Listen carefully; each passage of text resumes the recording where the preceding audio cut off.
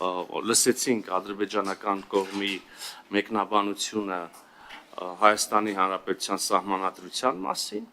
այս մասին իհարկե բնականաբար համաձայնագրի համաձայնեցված տեքստում կրկին ոչինչ չկա, ընդհանրապես համաձայնագրի տեքստում որևէ միակողմանի կարգավորում չկա, չկա նաև սահմանադրությունների մասին կարգավորում, հայտնի է, որ մենք էլ ունենք մեր մտահոգությունները Ադրբեջանի սահմանադրության մասին, հայտնի է, որ մենք տեսնում ենք այնտեղ որոշակի նկրտումներ Հայաստանի Հանրապետության տարածքային ամբողջականության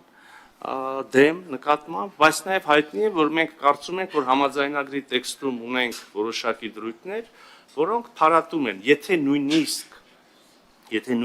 իսկ մենք համոզված ենք, որ ոչ, եւ մենք ունենք առնվազն մեր սահմանադրության մասով, մեր սահմանադրական դատարանի համապատասխան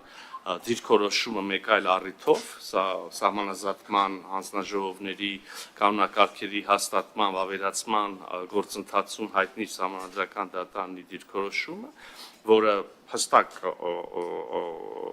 ուղենիշ է եւ փարատում է բոլոր մտահոգությունները, բայց եթե նույնիսկ տեսականորեն իսկապես սահմանադրություններում կարող են լինել այդպիսի պահանջներ, ապա նաեւ մենք համաձայնագրի տեքստի ստորագրմամբ եւ վավերացմամբ, իդեպ այդ վավերացումը կրկին պետք է անցնի մեր սահմանադրական դատարանով մեր պարագայում, մեկ ընդմիշտ այդ հարցերը կարող ենք համարել փակված, ինչևէ ամեն դեպքում, ինչպես որևէ խաղաղության համաձայնագիր, կարծում եմ կարևոր է որևէ խաղաղության